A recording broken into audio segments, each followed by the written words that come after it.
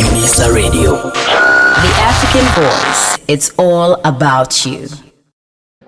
You are listening to Unisa Radio, the African Voice. It's all about you. We are broadcasting live from Khorom Building on the 4th level. And the reason why we're here is because it is the Unisa Careers Fair 2015.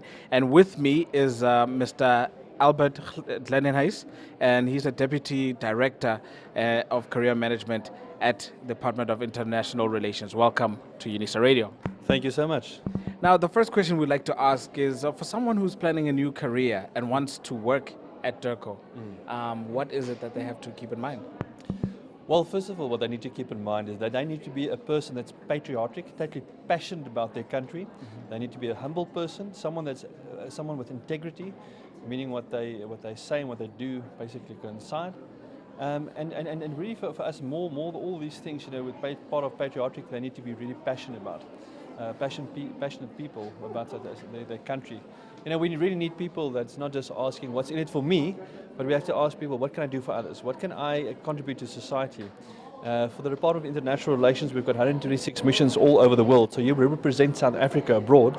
And when you do that, you need to be very, very clear about why you are there, and that you are a representative of South Africa, So we want young individuals that's really passionate about their country, and they can really take the international sphere further to all the different international fora. And what would one have to study in order to be part of the Department of International?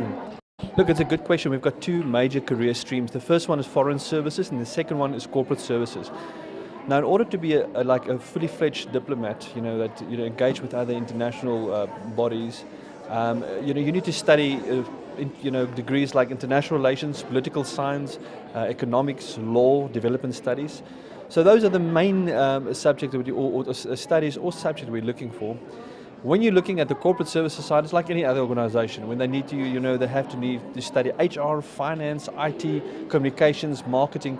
So that spectrum is actually pretty broad. It's like with any other organization, and we look at people, those ones. But the main one, obviously, is for our people, as diplomats. That is our core function. This is like having a pilot in the Air Force. They need to have international relations, political science, economics, development studies.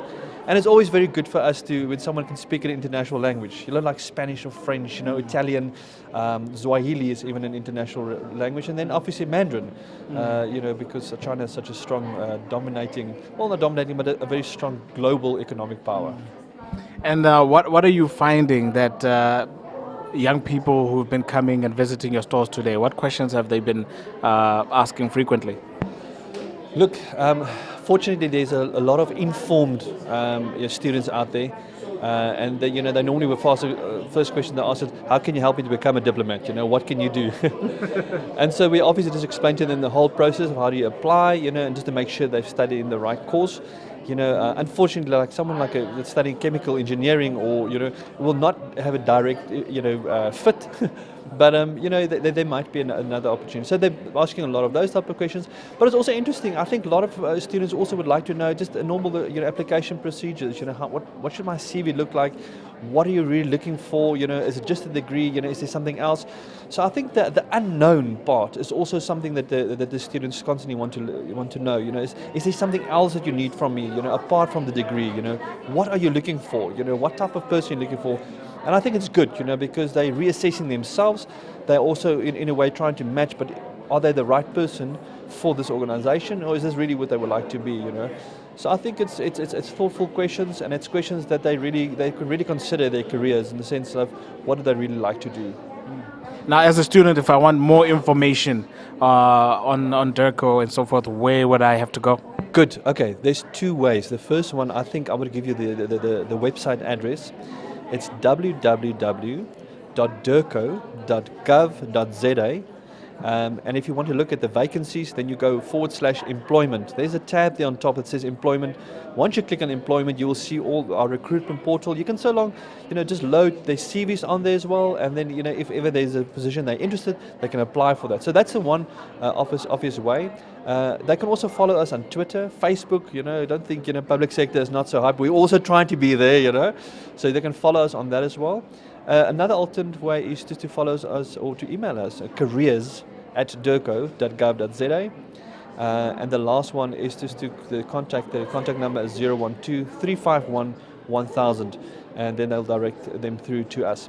So those are the three ones. It's a website, www.durco.gov.za, careers@durco.gov.za is the email address, and the last one is the telephone number, 012-351-1000. Albert, thank you very much for joining us here at UNISA Radio and giving us an insight as to what it takes to be part of the Department of International Relations.